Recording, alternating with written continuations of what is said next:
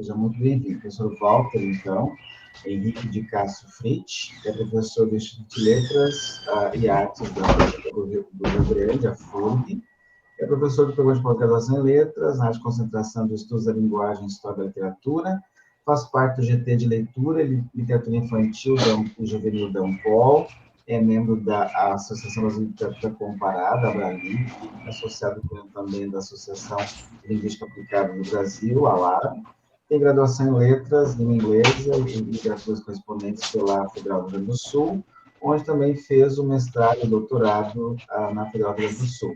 Atua nas áreas de ensino de língua e literatura e tem ênfase especialmente em literatura de expressão inglesa, e atua com os temas de romance, de fantasia, dramaturgia americana, contemporânea, literatura infantil e juvenil, e ensino de leitura e literatura. E tem experiência também na área de artes, com ênfase em teatro. E é diretor artístico do Grupo Teatro Lírio de Porto Alegre. Seja muito bem-vindo, professor, é um prazer tê-lo aqui. E a fala de hoje, então, será sobre as três ondas do romance de fantasia e sua relação com o pensamento crítico. Com a palavra, o professor. Bom, muito obrigado, professor. Na verdade, muito obrigado a todos, né? Em especial a Cris, que me fez esse convite generoso. Sempre é muito bom poder conversar sobre os assuntos que a gente ama, né? E especialmente esse é um assunto tão querido para mim. Eu vou tentar sintetizar, né? Até porque, como eu expliquei para a Cris, eu estou vindo de uma amidalite, então em torno de 40, 45 minutos. Uma pesquisa que eu já venho fazendo há alguns anos sobre esse gênero ou subgênero do romance, que é a fantasia, e que muitas vezes é tido como comercial ou como não literatura ou como literatura de entretenimento, enfim, é escanteado dentro de um nicho que muitas vezes pode fazer com que a gente olhe com um certo preconceito acadêmico para esse tipo de obra literária. Então eu vou tentar desconstruir um pouco isso a partir de um olhar teórico, mas também profundamente apaixonado e até passional, né, em relação a um tipo de obra literária que eu acho que tem muito a nos dizer hoje. Eu queria começar falando sobre a minha definição de fantasia. Obviamente, como eu sou um pesquisador de literatura infantil e juvenil, que é onde eu tenho dedicado mais o foco da minha atenção nesses últimos anos, o meu olhar também sobre a fantasia comunga, né, desses estudos sobre a literatura infantil e a literatura juvenil. Eu penso que a fantasia é o lugar onde ainda podemos ler como crianças. Mas o que seria essa leitura como uma criança? Eu trouxe esse exemplo aqui, são dois exemplos, na verdade, né? Essa bota gigante é só para exemplificar uma historinha que eu gosto de contar sempre. As peças de teatro que eu assisti na minha vida era sobre um gigante. E aí, no palco, tinha uma bota gigante, como só deitada, como se o gigante estivesse dormindo. Então, só o pé dele aparecia no palco, né? Eu não lembro nada sobre a história, mas eu lembro que na minha cabeça eu ficava tentando arquitetar como é que o gigante tinha conseguido entrar no teatro, né? De que maneira, olhando para a bota dele daquele tamanho, como é que ele tinha conseguido entrar no teatro? Porque a lógica da criança é outra, né? É uma lógica que ainda está muito atrelada a uma coisa que é muito importante para o tempo mítico, que é um tempo mágico, ou a gente poderia chamar até de tempo mágico religioso, circular, diferente da forma como a gente pensa o tempo dentro de uma lógica mais aristotélica. Outra história que ilustra isso bem é quando eu estava com o André Santalho contra o Dr. Corvo, e nós estávamos apresentando essa peça, E tinha um elemento mágico nessa peça. Essa peça é de um dramaturgo gaúcho, Ivo Bender. E o elemento mágico da história, que dá vida ao espantalho, é a Estrela da Manhã. E a atriz que interpretava a Estrela da Manhã era uma atriz negra. E a gente estava apresentando o espetáculo numa comunidade bem carente do município de Alvorada, e a maior parte do nosso público era composto de crianças. E aquilo foi muito importante para aquele grupo de crianças naquele momento, mas para uma menina em especial. Eu lembro dela chegar no final da peça,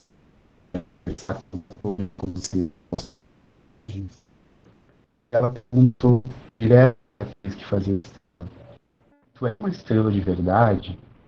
E a atriz disse: sim, sou uma estrela de verdade. E tu vai para o céu de noite? E ela: eu vou para o céu de noite. Aí a menina perguntou: tu me leva?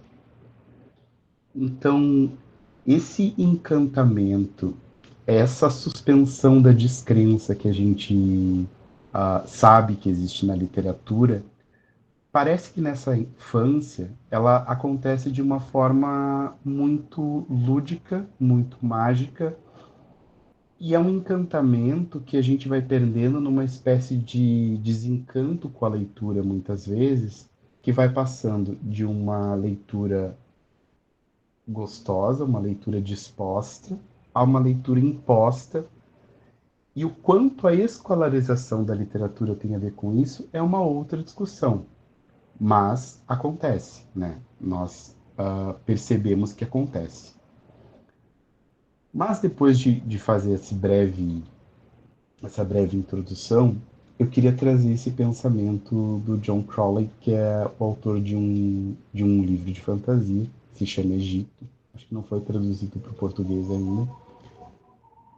Ele diz assim: como a história anseia pela forma do mito, como os enredos e personagens de fábulas e romances passam a habitar tribunais, casas de contabilidade e catedrais, como as velhas ciências morrem e legam seus mitos e magia a seus sucessores, como os heróis lendários morrem, adormecem, são ressuscitados e entram na história comum da luz do dia, persistindo como um sonho persiste na vida ambulante, alterando-a e transformando-a, mesmo quando o próprio sonho foi esquecido ou reprimido.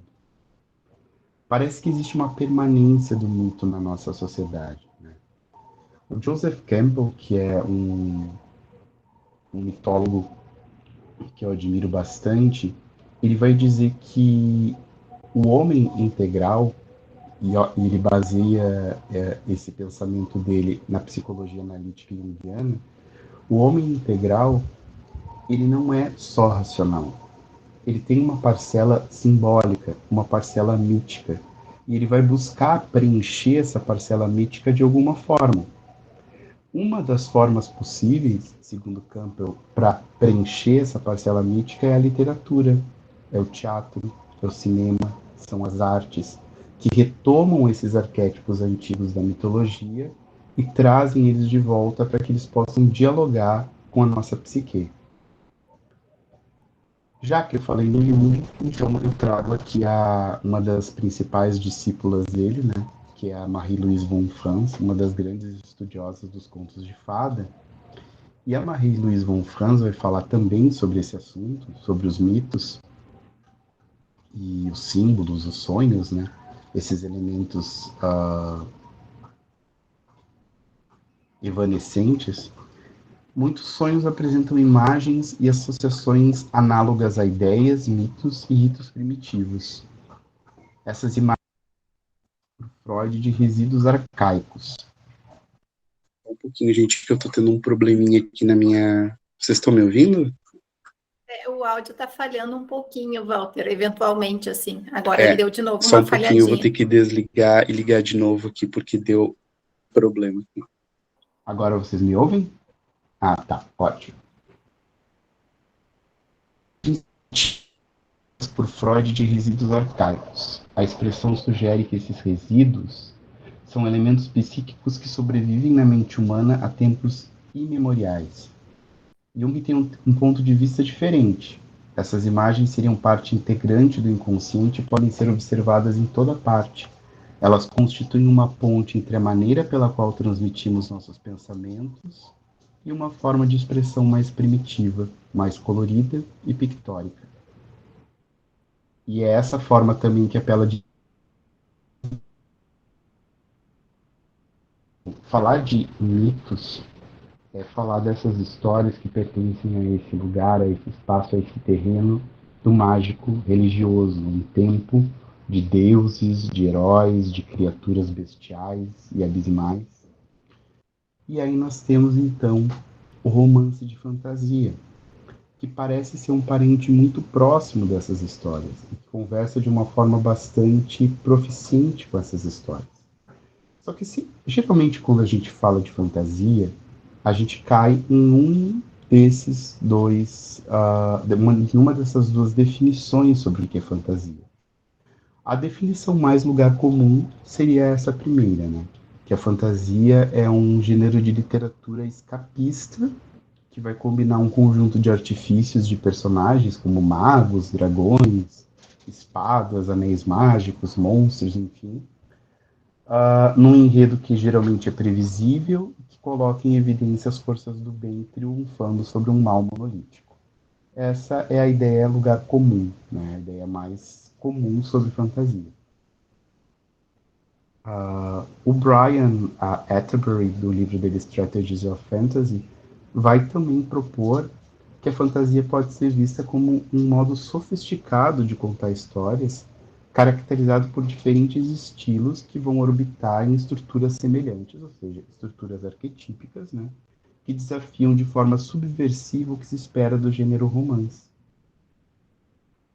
E uma das principais questões desafia o mimético, né, porque tem base nas narrativas mitológicas e recaptura, de certa forma, a liberdade da construção de universos que não precisam mimetizar a realidade. Essa forma de enxergar a fantasia vai abrir um leque de possibilidades para muitos estudos nesse campo. Bom, dentro das literaturas de língua inglesa, que é o meu foco de atuação, eu sou um professor de literatura inglesa, eu percebo que esse movimento começa com força a partir da poesia, mas principalmente com um texto que o Coleridge, Samuel Taylor Coleridge, escreveu, em que ele fala que esse tipo de criação na poesia de mundos mágicos, de mundos maravilhosos, que sempre foi tão comum na literatura inglesa, quando a gente pensa em Shakespeare, por exemplo, como em Sonho de uma Noite de Verão, na Tempestade, ou na própria poesia do William Blake, ele fala sobre esse tipo de criação como uma espécie de salto metafísico na literatura, em que se passeia pelos bosques da imaginação. Ele vai usar, inclusive, um termo que o Dryden, que é anterior a ele, né, um dramaturgo, definiu. Ele define esses artefatos imagéticos como a escrita das fadas, que inclusive é o título da abertura do livro que nós lançamos recentemente, que aí no final depois eu conto para vocês, se vocês quiserem o livro, ele está disponível gratuitamente lá na página da editora da FUG. Tudo isso operando dentro do campo da imaginação, né? Existe, na minha opinião, a partir das minhas pesquisas, existe uma espécie de visão de demérito com a fantasia por ela não representar mimeticamente a realidade. Então, é como se aquilo que fosse imaginado fosse confundido com aquilo que é irreal. Ou melhor, aquilo que é realista aquilo que é realista e mimetiza a realidade é confundido como realidade, mas não é nada mais, nada menos do que materialidade. Então, o que eu estava dizendo é que há uma certa confusão em pensar a realidade como materialidade. Só que, na verdade, a realidade comporta a imaginação também. Uma brincadeira que eu sempre faço com os meus alunos é: quem vai viver mais tempo, vocês ou Romeu e Julieta? Quem é real nessa história, né? Então, tem um filósofo bem interessante, que é o Castor Bartolomé Ruiz, no livro dele Paradoxos do Imaginário, que ele vai trazer essa questão falando justamente sobre isso. Primeiro, que a imaginação, ela é uma energia vital, ela é inalienável, né? Ela dá configuração aos sentidos, ela transcende e ordena as outras atividades da consciência, né? E que antes da racionalidade, ou seja, antes da gente raciocinar, a gente imagina. Ela é o nosso primeiro mecanismo de interação com o mundo, né?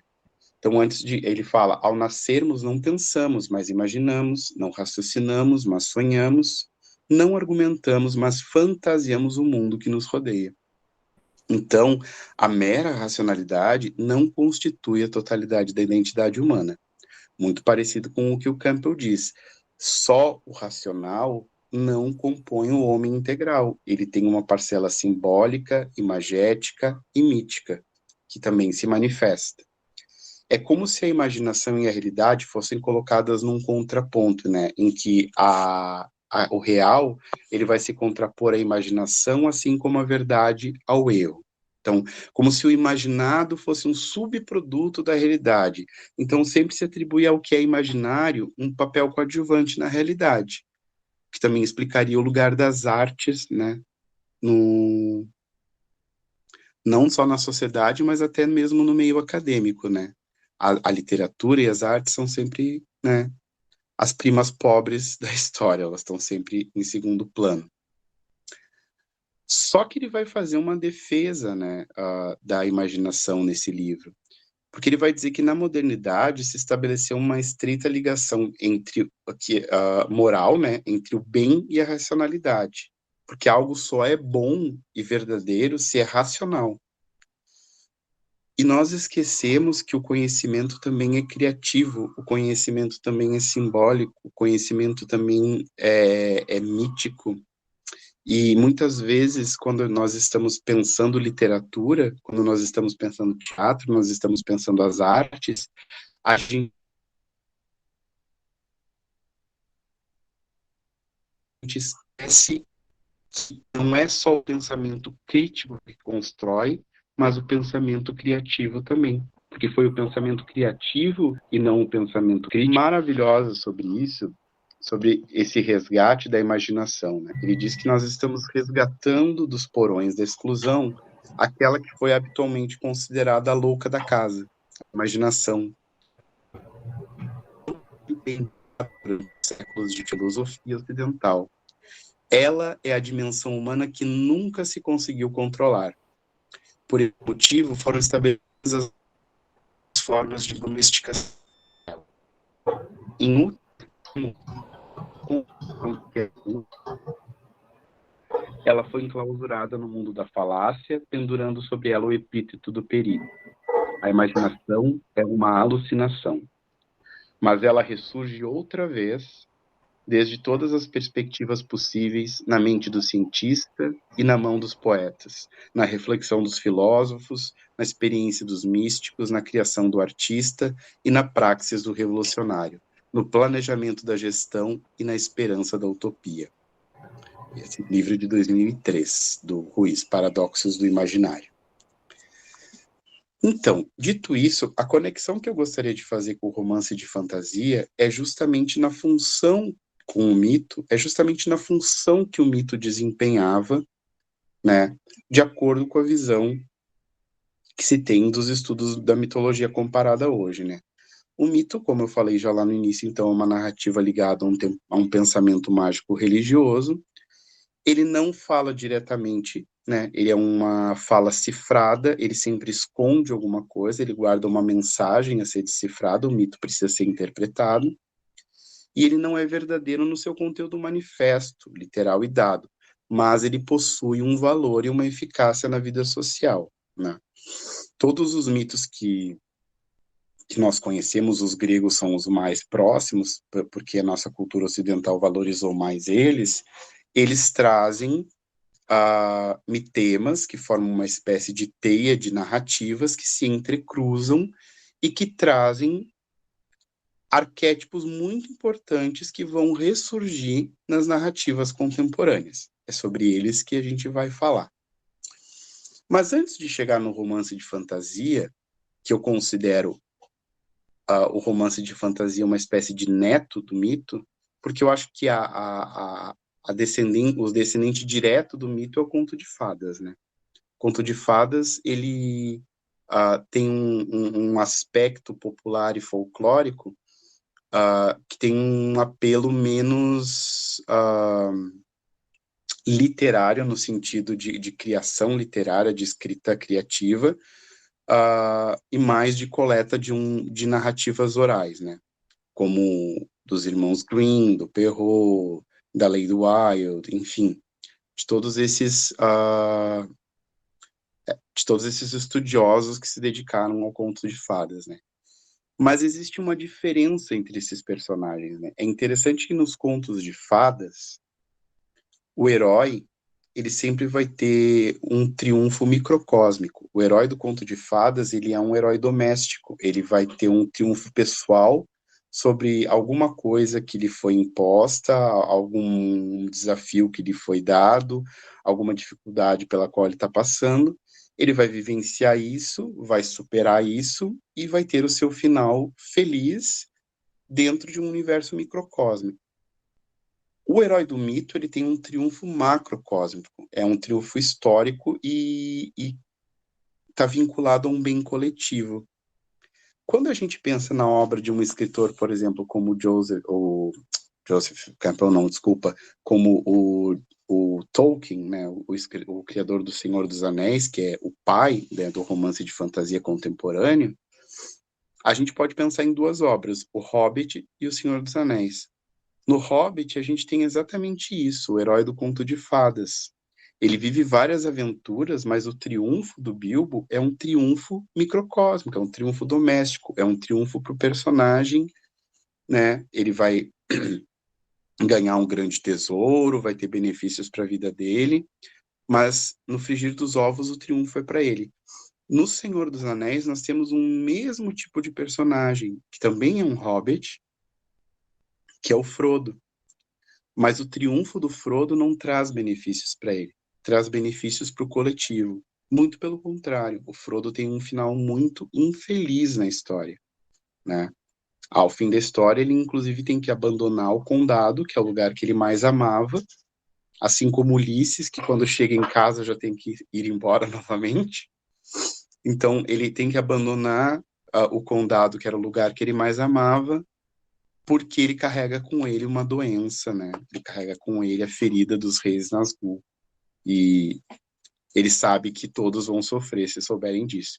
Então, essa diferença desses dois heróis é interessante porque ela representa dois momentos distintos, o momento do mito e o momento do conto de fada, e o romance de fantasia vai beber dessas duas vertentes na sua escrita criativa e na reelaboração dessas estruturas. Na literatura de língua inglesa, que é como eu contei para vocês que eu mais me dedico, existem três momentos que eu chamo de três ondas em que essa literatura aconteceu com mais força, né? A primeira delas aconteceu no período vitoriano. Para quem não é da área da literatura inglesa, na literatura inglesa a gente estuda a periodização de uma forma um pouquinho diferente. Não é como a gente estuda literatura brasileira ou literatura portuguesa, que a gente pensa naqueles grandes períodos como o romantismo, o realismo, o parnasianismo. A literatura inglesa, a periodização dela é dividida basicamente pelos seus monarcas. Então a gente tem o período elisabetano, que é o período da Rainha Elizabeth, o período eduardiano, do rei Eduardo, o período vitoriano, da Rainha Vitória. Então, durante o período vitoriano, a gente tem uma grande eclosão da fantasia.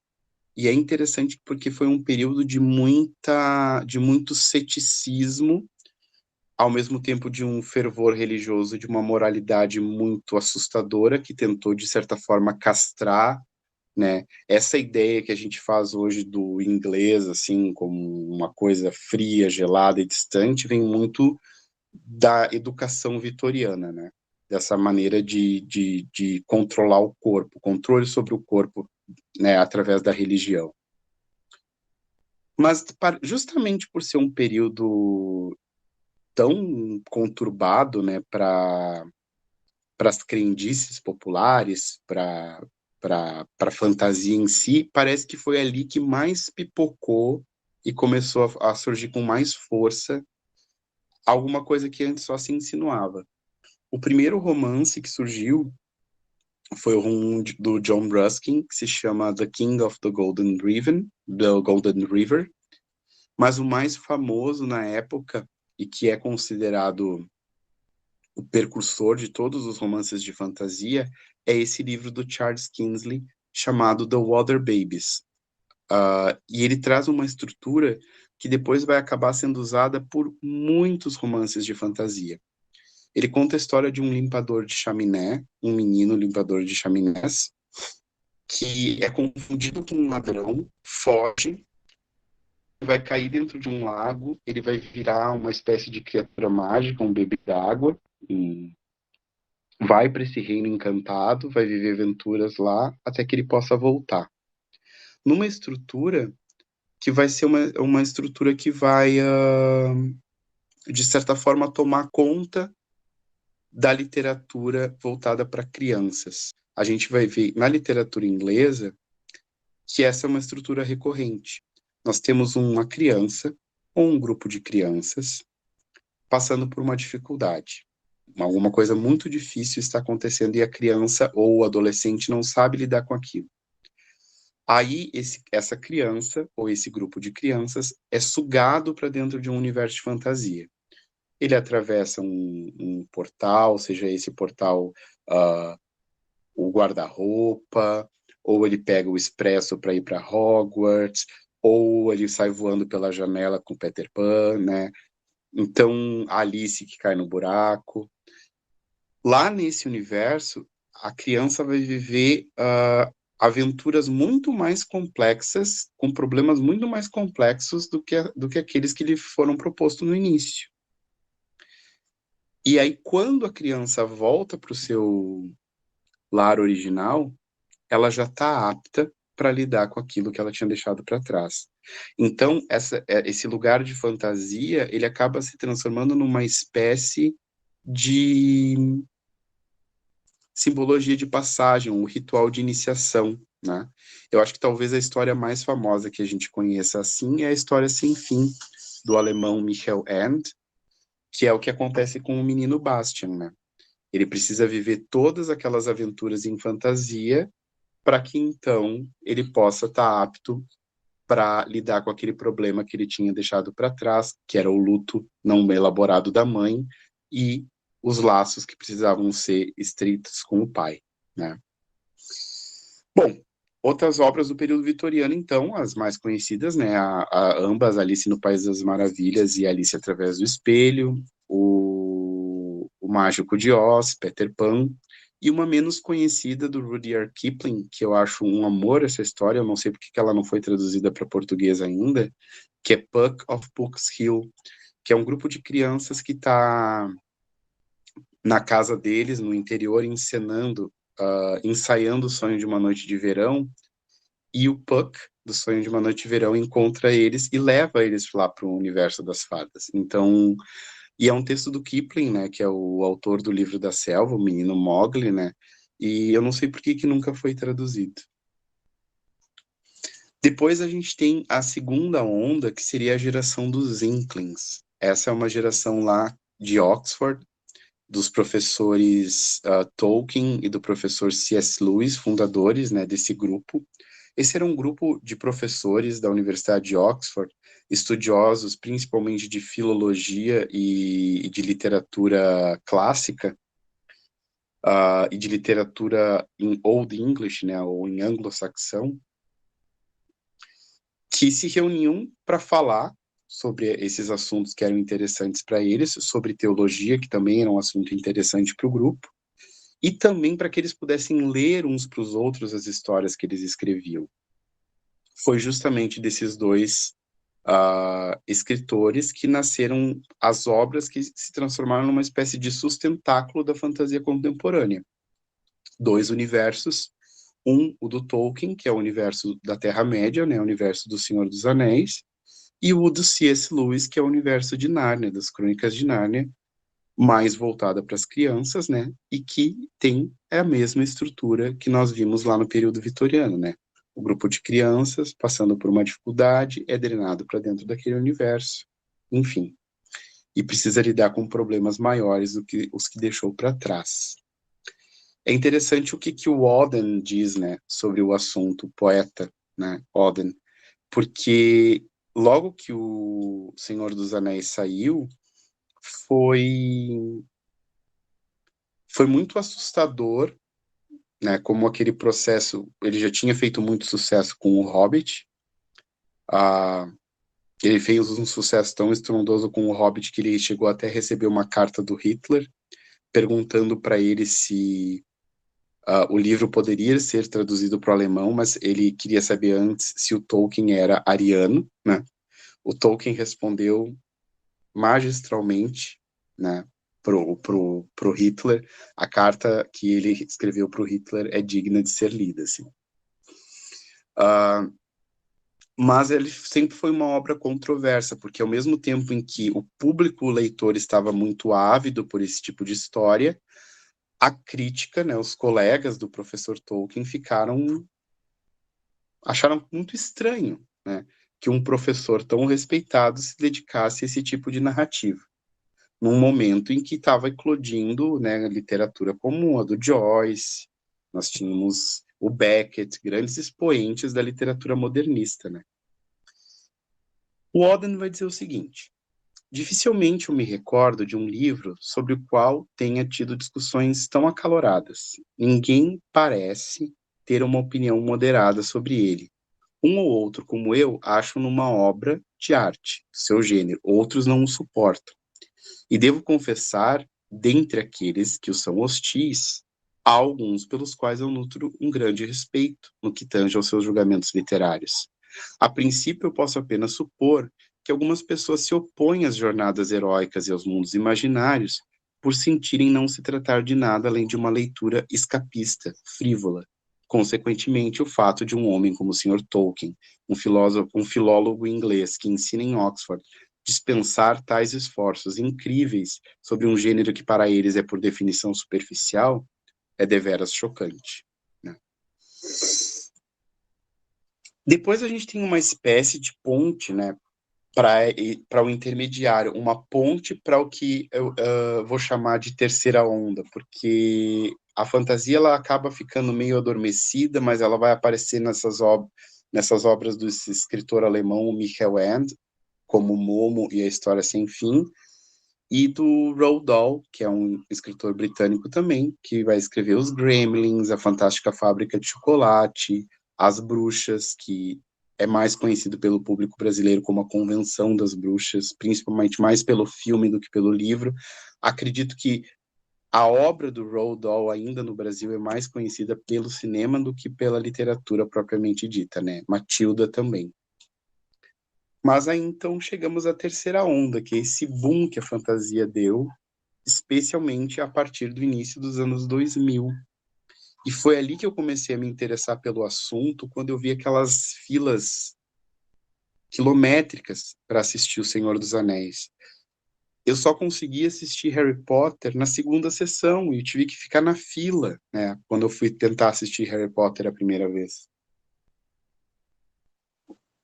E eu ficava muito curioso, o que as pessoas estão procurando nesse tipo de narrativa? Por que tá tocando elas dessa forma? Por que hoje, ainda hoje, né, a fantasia é um assunto tão pungente, né? Tão pungente, desculpem. Especialmente quando a gente pensa que durante a pandemia, de acordo com as pesquisas que foram feitas e divulgadas Na verdade, a gente tem um capítulo no nosso livro que faz essa análise de uma forma bem interessante. Mas durante a pandemia, teve uma subida de 68% nas vendas de livros sobre o gênero fantasia. Foi o gênero que mais vendeu durante a pandemia. Então, o que as pessoas estão buscando ali, né? Será que elas estão tentando escapar daquela realidade? Eu não acho isso. Eu acredito que existam outros motivos para isso, mas eu já vou chegar lá. Nos anos 2000, a gente vai ter um boom de vários escritores que vão propor releituras de universos que já existiam, que vão propor sagas novas, personagens super carismáticos que vão conquistar o público infantil e juvenil e adulto também. Eu hoje dou aula na graduação para alunos que cresceram lendo Harry Potter, então é muito interessante perceber como isso foi importante para eles na formação leitora deles, né? Então a gente tem a Rowling, né, que escreveu a saga do Harry Potter, a Cornelia Funk, que é uma escritora alemã que escreveu a trilogia do Coração de Tinta, o Philip Pullman, que é um britânico também, que escreveu a trilogia Fronteiras do Universo. O Gregory Maguire tem uma série maravilhosa sobre Oz, em que ele faz uma releitura, inclusive foi adaptada para o teatro musical Wicked, que ele conta a história, reconta a história de Oz, e o primeiro livro, essa recontagem é feita a partir da ótica da bruxa má do Oeste. Então, ele começa já o livro dizendo: ninguém é mal simplesmente porque nasceu mal. Alguém torna-se mal por algum motivo. E a partir daí ele conta a história dessa mulher. E aí nós temos uma perspectiva muito diferente sobre Oz, depois do Gregory Maguire. O Neil Gaiman, que é por excelência um dos maiores escritores contemporâneos de fantasia, a Ursula Le Guin, enfim, a saga do Percy Jackson, recentemente também a saga da Roda do Tempo, Game of Thrones, e as Crônicas do Matador de Rei, né, do Patrick Rothfuss. Então, existe... Claro, isso aqui é um pedacinho do que está acontecendo, né? Hoje, talvez seja um dos gêneros que mais tem produção. E claro que dentro disso tem muita coisa muito ruim também, né? Como em todos os gêneros. Mas se produz coisas muito boas. Eu vou pular aqui, porque senão eu vou exceder o meu tempo. Eu tinha trazido aqui, inclusive, abordagens teóricas que o romance de fantasia vem tendo, especialmente aqui no nosso país, sugestões de autores teóricos para quem gostaria de estudar fantasia, mas se alguém se interessar, eu posso encaminhar os slides, Isso, e aí pode você só tem encaminhar isso aqui depois, para né? consultar, né? Exato. Só para Depois... que eu possa fazer um fechamento dentro do tempo e vocês poderem perguntar, né, terem tempo de perguntar. Eu acho que, para mim, o mais importante também é que a gente desassocia a fantasia do fantástico. Nós temos a tendência de pensar que fantasia e fantástico, eles são a mesma coisa. Mas o fantástico, ele é uma introdução do Unheimlich, ele é uma intromissão, na verdade, desse estranho na nossa vida realista. A fantasia, não. A fantasia é um maravilhoso. É aquilo que o Todorov chamava de maravilhoso, né? E o Freud, para mim, foi o cara que deu a definição ideal para separar bem a ideia de fantástico da ideia de fantasia. Ele vai dizer que o mundo dos contos maravilhosos, por exemplo, desde sempre, abandonou o fundamento da realidade e se declarou aberto para aceitar crenças animistas.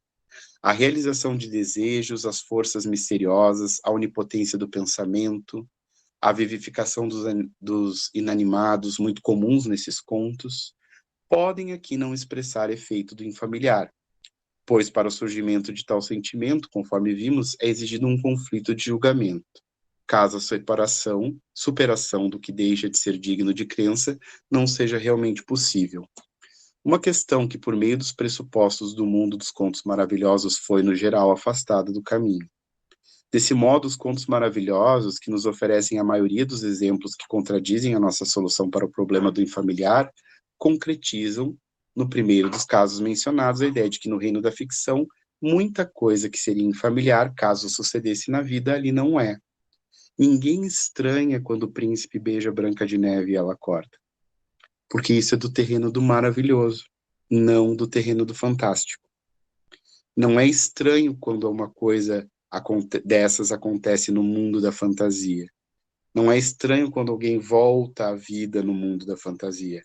Agora, se for no nosso mundo, e aí é no campo do fantástico. Então, existem muitos estudos sobre o fantástico e muitos deles tentam abarcar a fantasia como se fosse uma vertente do fantástico.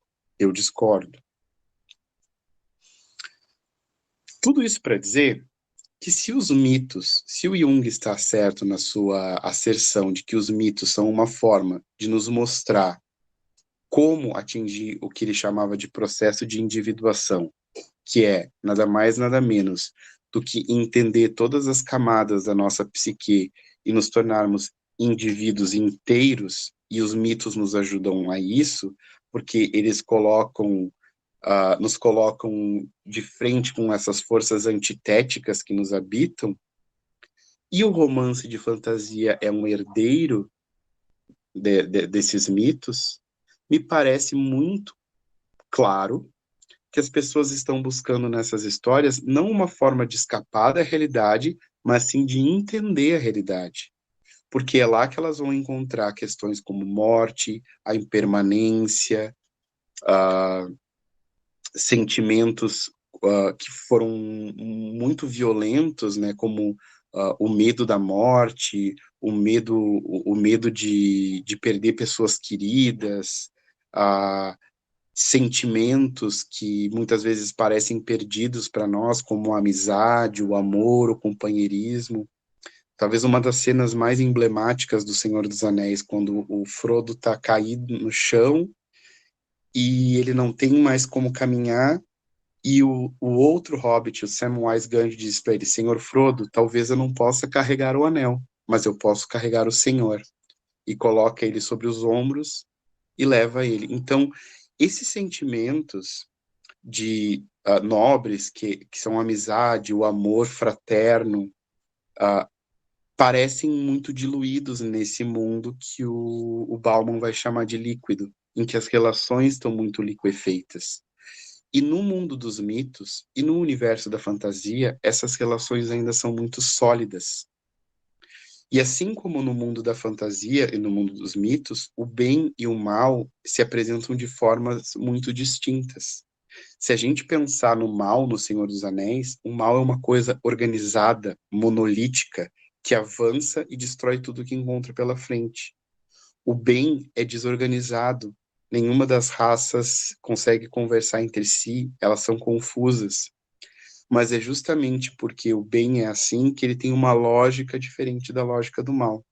E é por isso que ele vence no final, né, dentro dessa história, porque não é a mesma lógica. Se nós pensarmos nesse exemplo que eu dei, que é o do Senhor dos Anéis, o Sauron, o grande senhor do mal, ele está esperando que... Ele sabe que as forças do bem estão com o anel mais poderoso. Então ele espera que um dos grandes heróis da Terra-média vai usar esse anel. A Galadriel, que é uma grande elfa, ou o mago Gandalf, ou o rei Aragorn. Jamais passaria pela cabeça dele que a um hobbit do condado fosse dado o anel para destruir o anel. Porque essa não é a lógica do mal. O que o Jung nos diz é justamente isso, que entrar em contato com essas forças sombrias e luminosas fora de nós é uma forma de entender essas forças dentro de nós mesmos, que estão em embate o tempo todo dentro de nós. A Marie-Louise von Franz vai dizer que os monstros, na verdade, eles são uma forma de entender, né, vencer monstros, são vencer as nossas próprias batalhas internas. É uma forma de introduzir luz solar na nossa escuridão do nosso próprio inconsciente. E só para finalizar aqui, então, eu queria dizer que uma das questões que é mais discutida também na fantasia, que é o final feliz, o Tolkien vai criar um termo para isso. A eucatástrofe, ou seja, a boa catástrofe. O final feliz do conto de fadas, diz o Campbell, não é do mito ou da Divina Comédia, ele não deve ser lido como uma contradição ao mundo que vivemos, mas sim como uma forma de transcendência da tragédia universal do homem, como uma possibilidade, mesmo que imagética, de, sim, se atingir um espaço onde a felicidade é possível, nem que seja no campo da fantasia. Bom, eu vou encerrar por aqui, porque senão a gente não vai ter tempo para as perguntas. Então, muito obrigado pela atenção de vocês. Que trajetória bonita, muito obrigado. Nos faz querer revisitar as obras e, inclusive, assistir filmes e seriados, maratonar de novo para recuperar algumas das personagens aí, né? E, com certeza, buscar os livros que estão, alguns jovens aí, com os livros nas estantes, né? E nós com as leituras que eu no caso, com a leitura que a filha fazia. Então, muito obrigado, Walter. Vamos abrir para perguntas. Já tem perguntas no chat? Podem se inscrever e fazer a pergunta oralmente, tá, gente?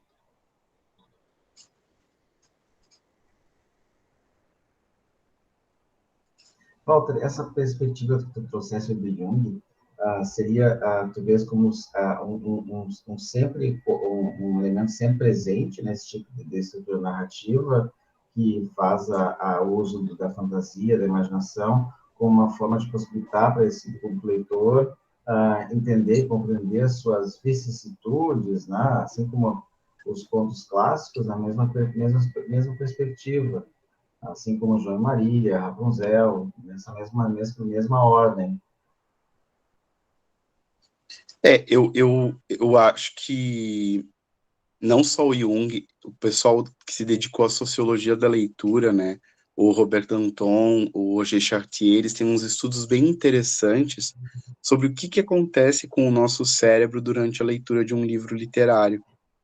Então, da mesma forma que a gente imagina uma árvore ou vê uma árvore, os mecanismos do nosso cérebro não fazem tanta distinção assim. Digamos que as luzinhas que acendem lá dentro durante esses processos, o processo de ver e imaginar, são quase as mesmas. Então, quando a gente está lendo um livro como A História Sem Fim, por exemplo, de certa forma, nós estamos vivendo aquilo junto com os personagens. E para um adolescente que está num processo de formação identitária também, né?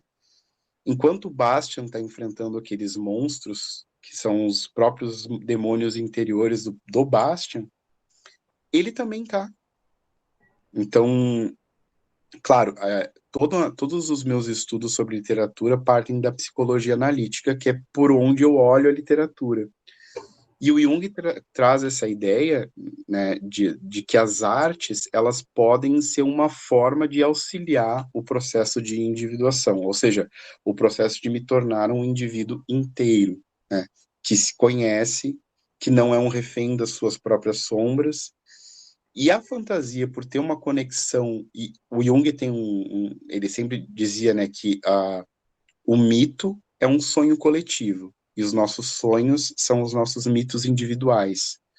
Então, entrar em contato com esses mitos coletivos através da fantasia nos coloca em contato com arquétipos que são primordiais e que reverberaram em todas as narrativas, de todas as mitologias, de todos os povos, e que ainda nos são caros, ainda nos são importantes.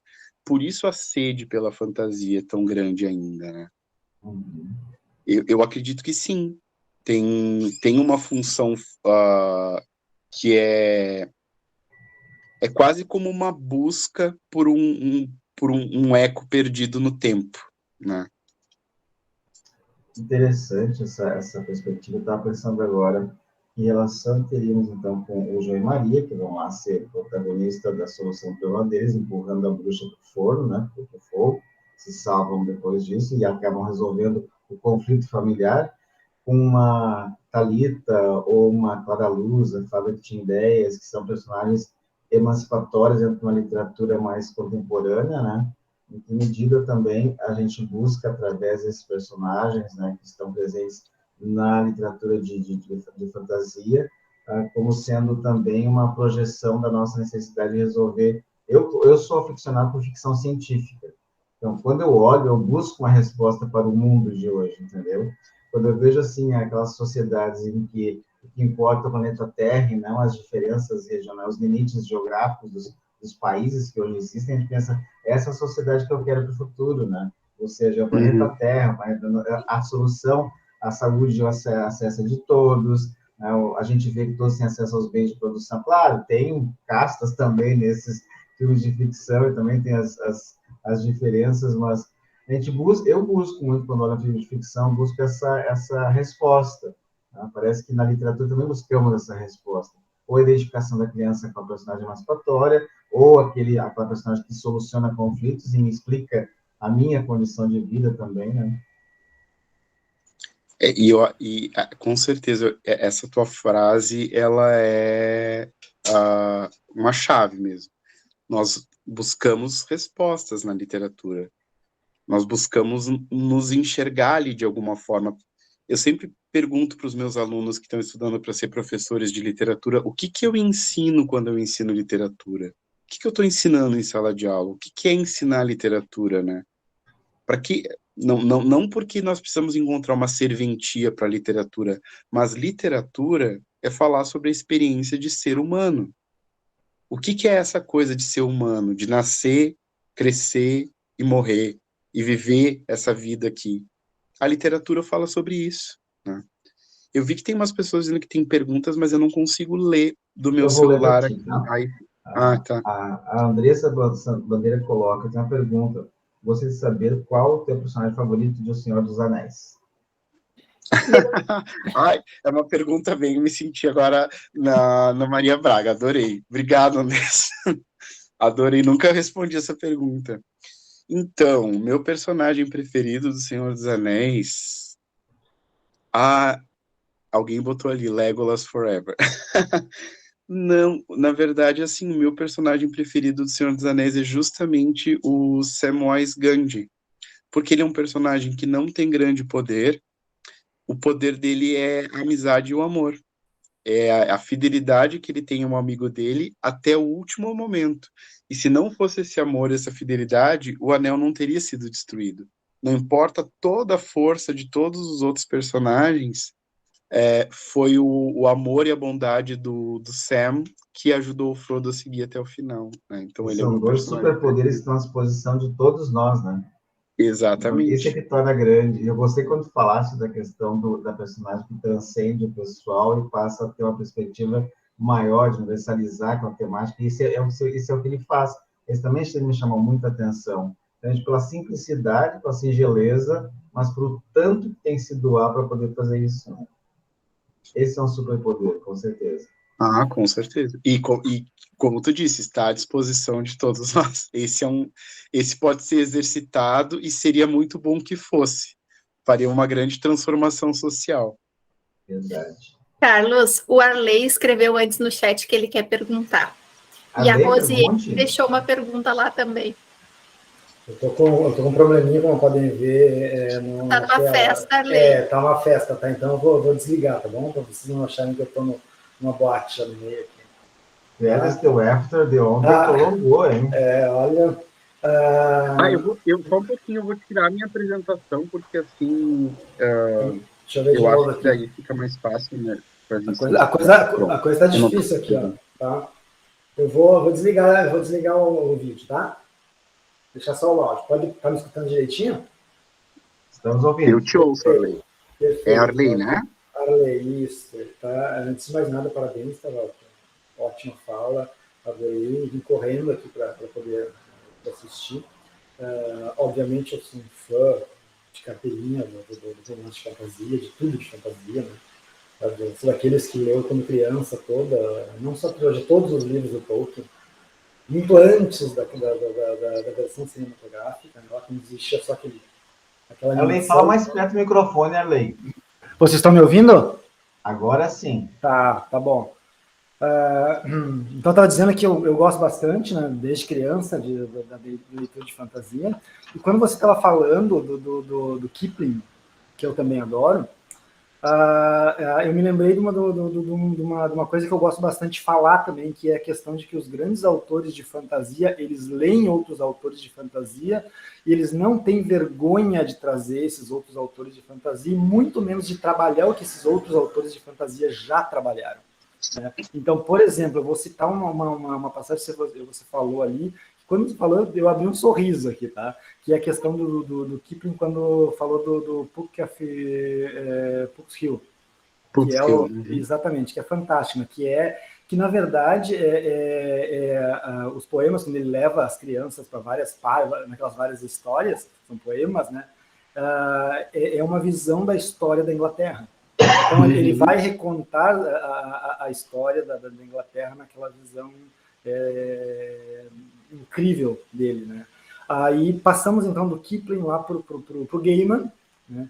Que o Gaiman faz uma história que foi A Sonhos de uma Noite de Verão, que foi lançada em Sandman 19, nos quadrinhos do Sandman, em que ele faz uma história sobre, obviamente, a história do Demofeu e de Shakespeare, em que os dois fazem um acordo, em que Shakespeare faz a apresentação da peça Sonho de uma Noite de Verão, trazendo todo o mundo, aquele mundo que é retratado na história, para o nosso mundo real, e todos os personagens estão ali. E, obviamente, o grande personagem da história é o Puck.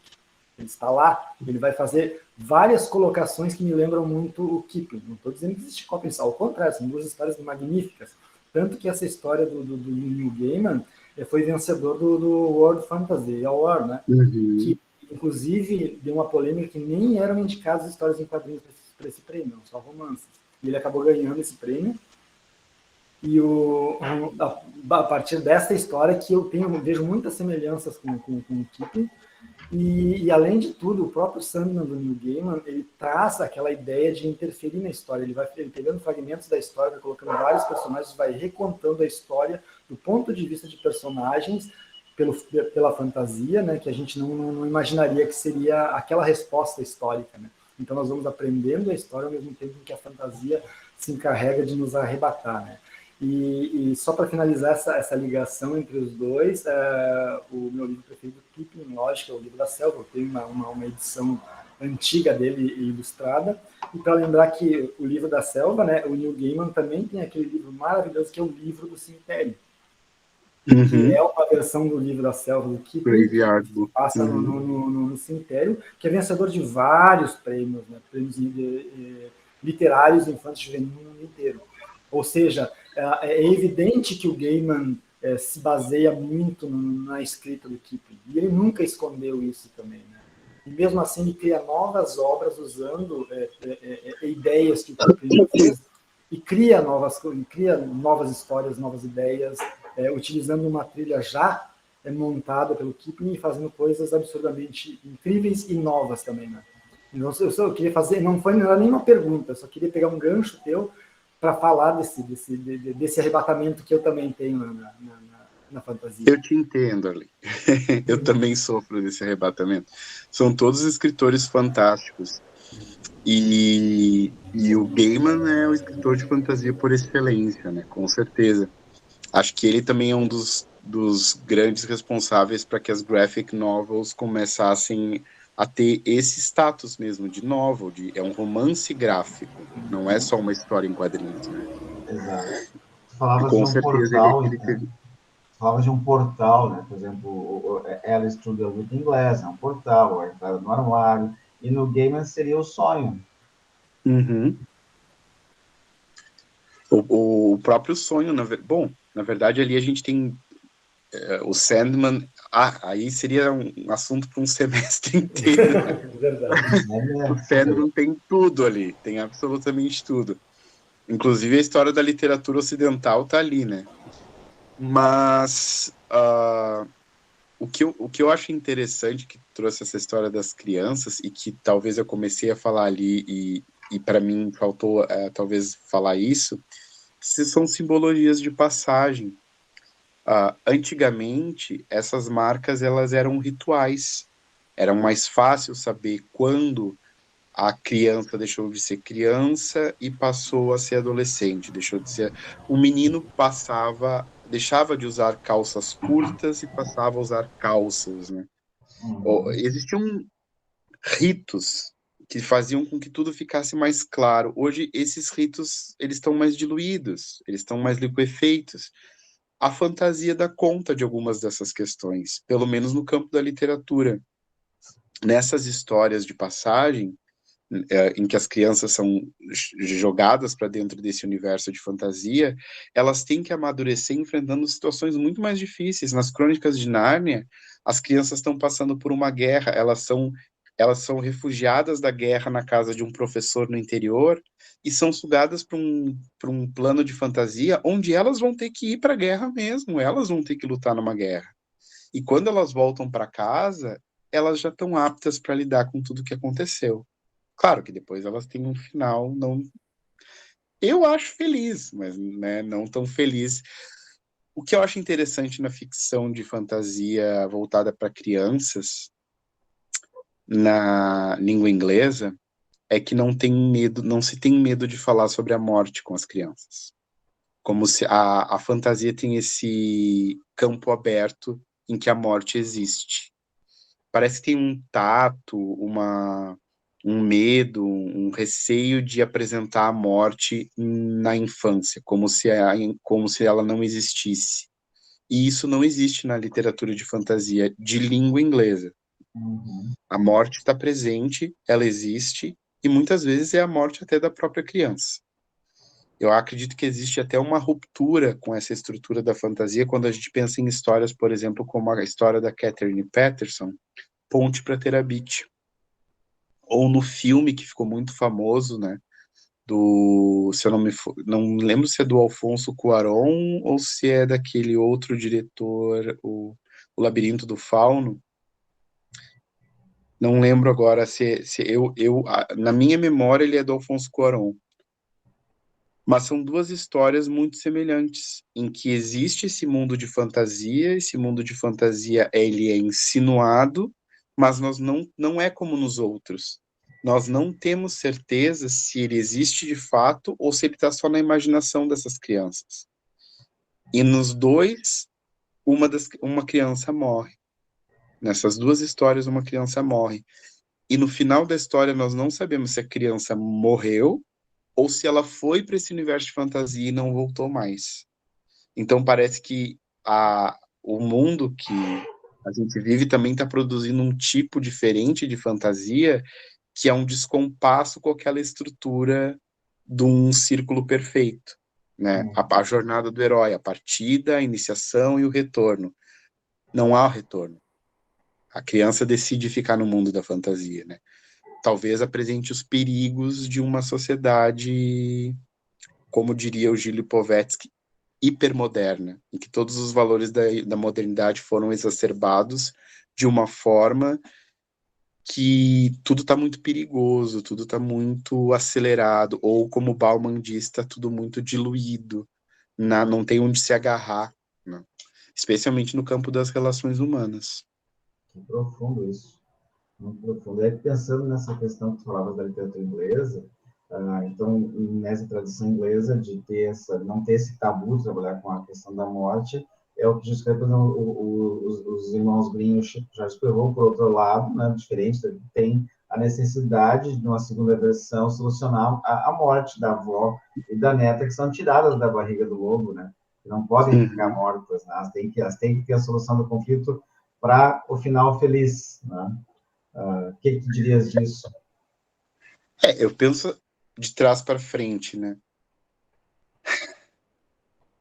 Claro, as Crônicas de Nárnia, ela tem um teor teológico, porque a gente não pode esquecer que o C.S. Lewis, ele era teólogo também, e a teologia dele está presente na obra. Mas a gente não tem. As Crônicas de Nárnia acabam com a morte dos personagens. As crianças morrem. E aí elas perguntam, nós morremos? O leão diz, vocês morreram, foi isso que aconteceu. Até a única que não morre é a Susan, porque como ela já era uma menina, uma jovem mulher, ela não queria mais ir para Nárnia. Então tem um conto muito triste, inclusive, do Neil Gaiman, que se chama Susan, que seria a história dela, que foi a única que sobreviveu, né? Ela ficou no mundo real, ela sobreviveu, ela não morreu como os irmãos. O que aconteceu com ela? É bem triste esse conto.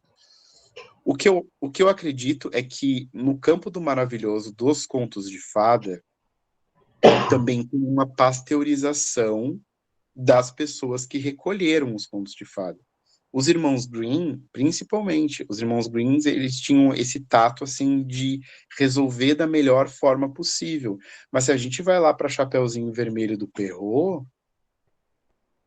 não tem isso, né? É bem cruel.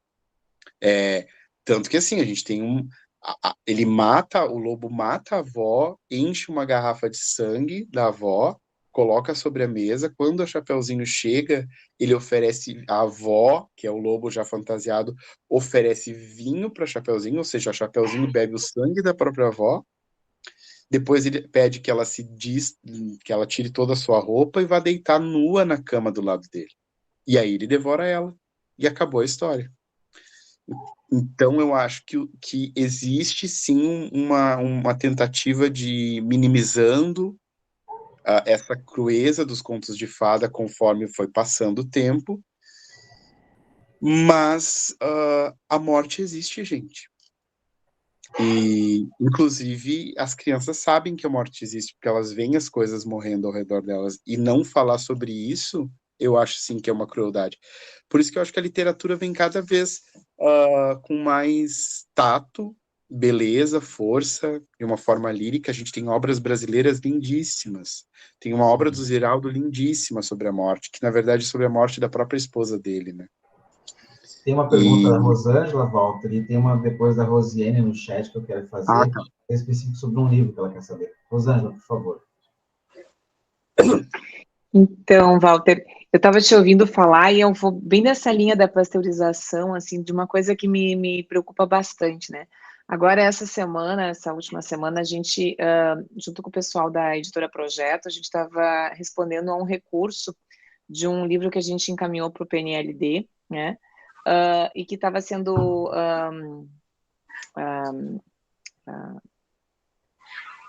negado, né? Assim, indeferido, enfim, porque trabalhava com a morte, né? Porque o livro de literatura, né, tinha uma questão de uma morte, né? E a pessoa que tinha avaliado o texto achava que aquilo ia contra o estatuto da criança, contra o estatuto do idoso, contra não sei mais o que, assim, né? E mas era tão difícil, sabe, escrever o recurso, porque era mais ou menos assim, bom, leitor, vamos ler de novo, né?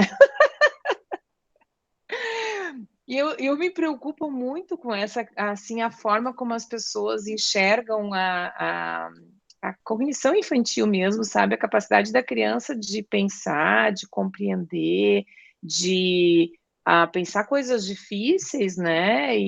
Então, acho assim, muito preocupante isso, né? Às vezes a gente vê, assim, questões polêmicas que acontecem nas escolas, de pais que reclamam porque um livro tal está sendo pedido, né?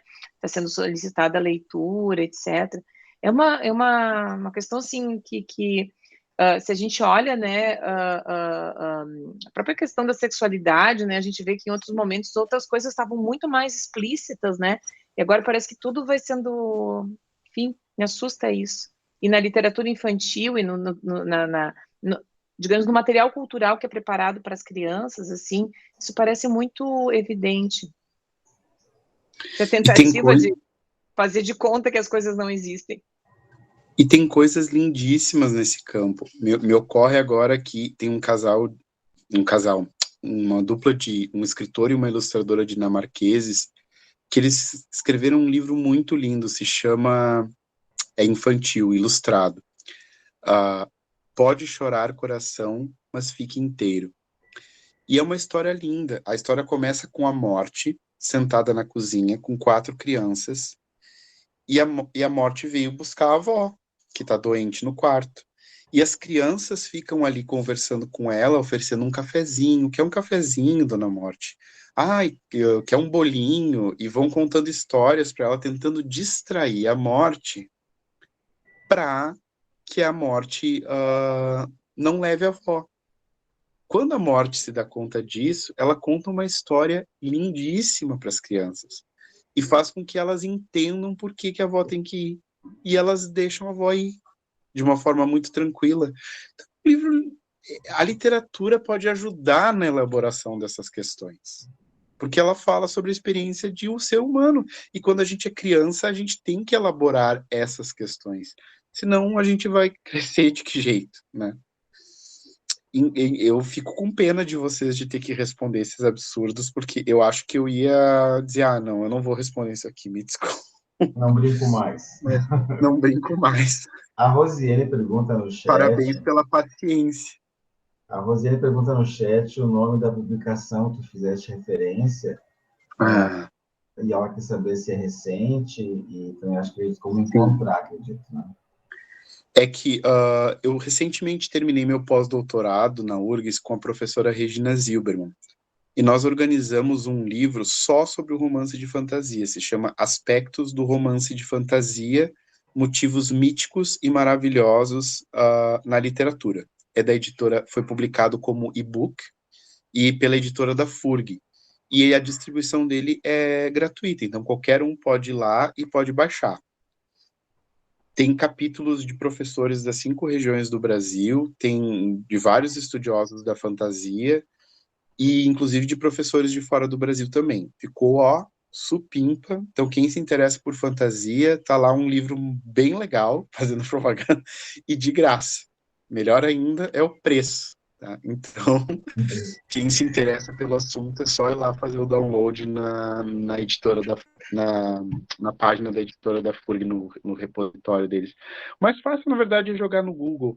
Eu acho que eu saí daqui, senão eu jogava o link aqui pelo celular, fica mais difícil. Mas eu posso mandar para a Cris, e aí a Cris repassa, né, para vocês, enfim, que ela ficou com um contato mais direto ali. Tá? Então, quem se interessa Pessoal, pelo assunto, Walter, estamos chegando a 18h48, Cris tem aula, eu também tenho aula daqui a pouco, né? E alguns também estão com mais compromisso à noite. Queremos te agradecer imensamente, foi um momento muito... Eu não sou da literatura, eu sou da análise de discurso, mas eu gosto. Eu comecei minha vida na literatura, minha vida acadêmica, na verdade, dando aula de literatura, depois que eu mudei. Tá? Eu trabalhei com literatura infantil um tempo. Mas sempre fica a semente, né? Sempre fica a semente e o desejo de revisitar é constante. Muito bonitas as suas palavras, consistentes e muito pertinentes, e traz essa reflexão que iluminou vários alunos aí que estão loucos de vontade de conhecer mais, estão colocando no chat que gostariam de poder conviver mais um pouco contigo, que a pesquisa dialoga muito com o que tu trazes, então nossa gratidão. O pessoal do GT de Literatura também, que esteve presente aqui, agradeceu e reconheceu muito a valorosa fala. E todos aqui no chat estão dizendo que adoraram. Então, parabéns e nossos agradecimentos. Cris, quer falar alguma coisa? Só agradecer o Walter, com certeza inspirou aí. Essa turma de hoje à noite a gente trabalha... Eu sou da comunicação, né, Walter? Eu não sou das letras, mas eu trabalho com eles narrativas, imagem e contemporaneidade, o nome da nossa disciplina. Acho que também deu vários insights aí para a gente poder pensar e dialogar com o conteúdo da disciplina. Muito, muito obrigada. Se tu puder depois dar uma espiadinha no chat ali, muita gente te escrevendo, elogiando, e enfim. Vou espiar. Antes de sair, eu vou espiar, sim. Muito obrigado a todos, a todas e todes. Eu fiquei muito feliz com o convite e sempre que vocês quiserem podem me convidar de novo. Eu estou elaborando para o ano que vem um curso livre com a professora Eliane, lá do PPG da Unesp. Então, provavelmente a gente vai ter um curso livre online aberto sobre o assunto, para alunos de qualquer PPG que estiver interessado. Olha, eu fiz um na URGS ano passado, então acredito que vai sair um curso aí, Unesp FURG, e vai estar aberto para o Brasil todo aí. De graça também, né? Sempre importante dizer o de graça, porque é um diferencial nos dias de hoje, né? É difícil. Mas então, gente, obrigado de coração pelo convite e eu espero que tenha ajudado aí nas pesquisas ou nas ideias de vocês. Um abraço a todos, então, e um excelente final de semana. Igualmente, Walter. Obrigadão. Um abraço.